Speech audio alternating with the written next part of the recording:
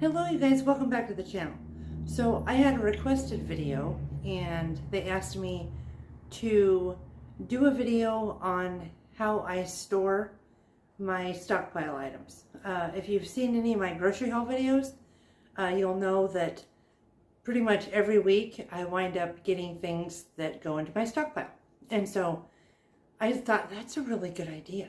And so instead of it being just a regular like fridge, freezer, pantry video, I think I'm going to break it up into two different videos. So I'm going to show you my fridges this time and my freezers, and then I will, in the next installment, I'll go through the pantries and do that part. So I'm going to start with the refrigerators and the freezers. I have one in the house, normal, right? And then I have a refrigerator and two freezers out in the garage. So I will kind of take you on a tour and give you a handful of tips as we go as to what you can do with some of these things that you find on sale. So let me take this down here and I will show you what I'm talking about. All right. So this is the overview of my fridge.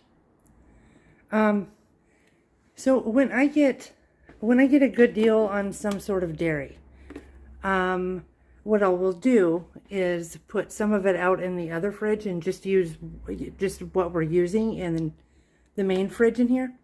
But like these greens, for example, as you can see in here, there's a layer of greens, a layer of paper towel, layer of greens, layer of paper towel.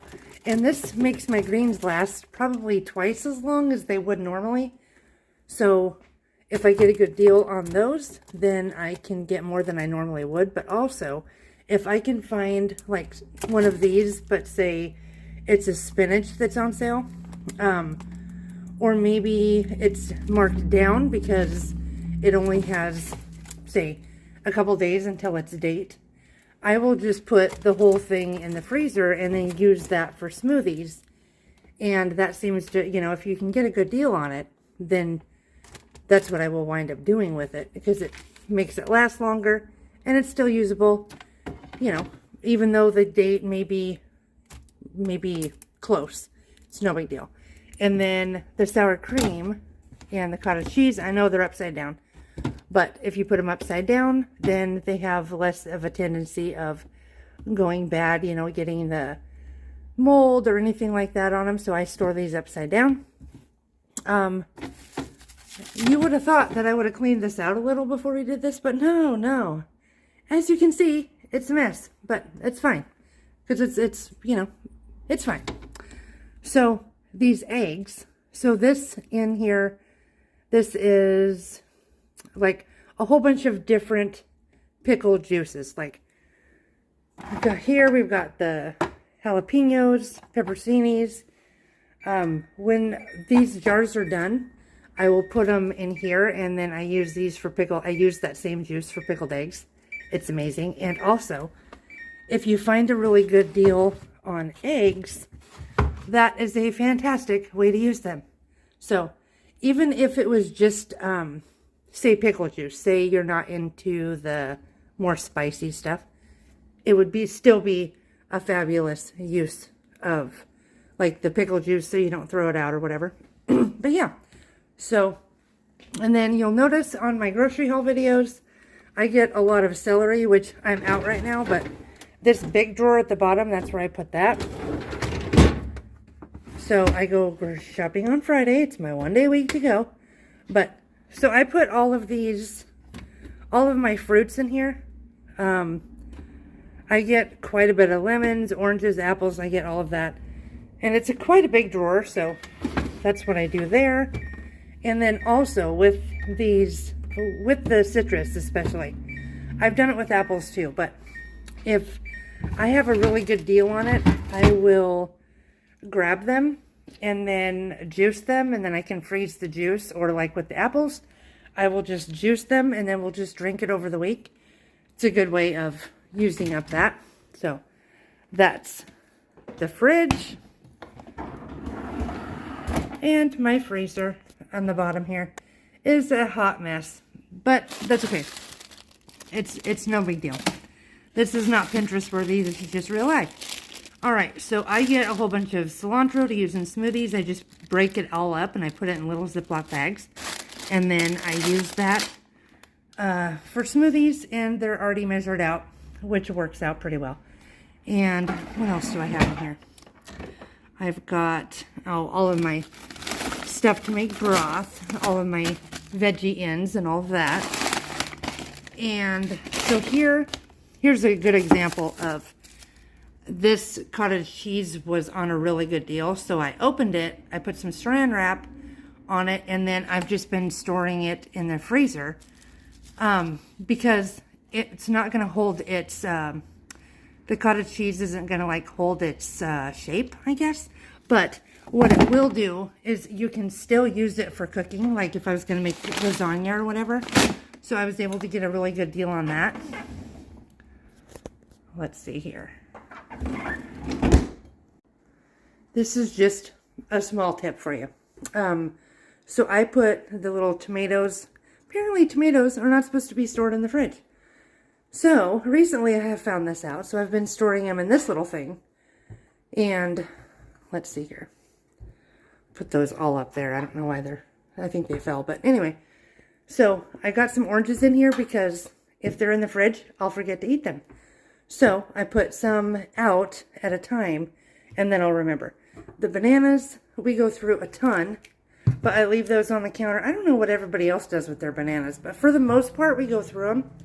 And then also, this is the only one I have like this, but these green onions, I just put some water at the bottom of this, change out the water occasionally, and they just keep growing. So, and these were like 3 for $1.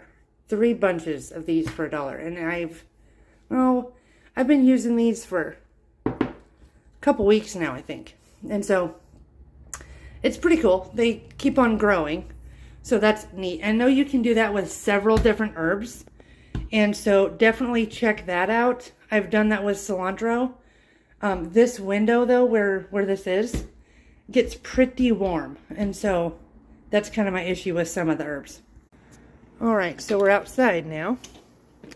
This is my outside fridge. So I've got extra juice. My grocery shopping day is Friday, so I don't have as much in here as I normally would. I've got some cheese that I got a good deal on. Now I want to show you this. You know, a lot of people think, oh, it's dairy. And that would be true. It is dairy, but let me see if I can zoom in here. You see that date? It's November 2024. That's practically a year from now. If you don't open this cheese, I could have 10 in here and they would be perfectly fine. So you can also freeze cheese. You can also shred some cheese and put a little tiny bit of, like say if I were to shred this whole thing, right? And put it in a couple of Ziploc, or big Ziploc bags or whatever.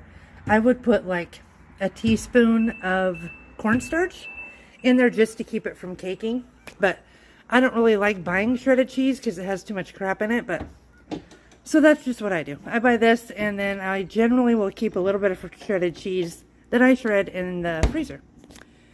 So this one here has all of my extra butter. Got some English muffins back there, some ice cream. And this is the chicken deal I got. Oh, whoops, hold on. Oh, let me go like this so you can see. This is the extra chicken deal I got.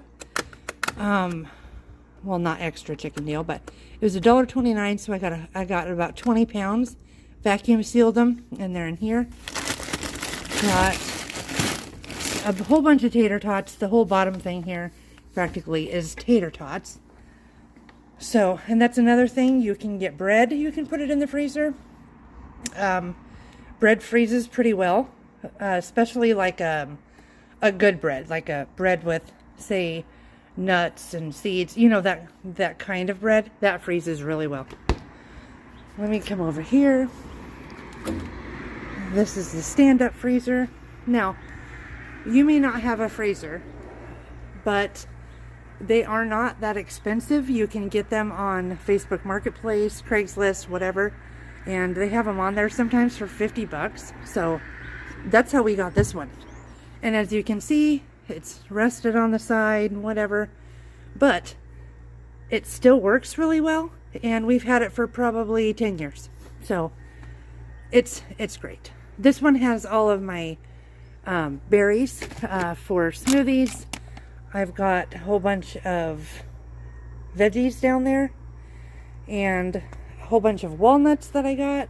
So I got an awesome deal on walnuts at Costco. So what I did is I vacuum packed them, dated them, and put them in here in smaller cartons, containers, whatever. Anyway, yeah, and so that works out pretty darn well. So this is just a little chest freezer that we have. So in here you can see we've got a bunch of burger that I just picked up not too long ago. And these were, I think, $2.99 a pound, which isn't that spectacular. I can get it for a lot cheaper occasionally. And so I would have picked up more than 4 or 5, but this time I only got 4 or 5. But whenever they're closer to $1 a pound, I will get 10 or 20. So that's that. And I have these little, they're real, I'm one-handed here holding this phone. And I wonder if you can see, I've got all these little baskets, right? So each basket, like one of them will have all beef. Of course, this one doesn't have all beef. It has a pork roast, the burger. This is bacon and whatever. But I have these little baskets, and it just helps keep them organized some. And so that is a heck of a lot easier than everything being mixed together, right?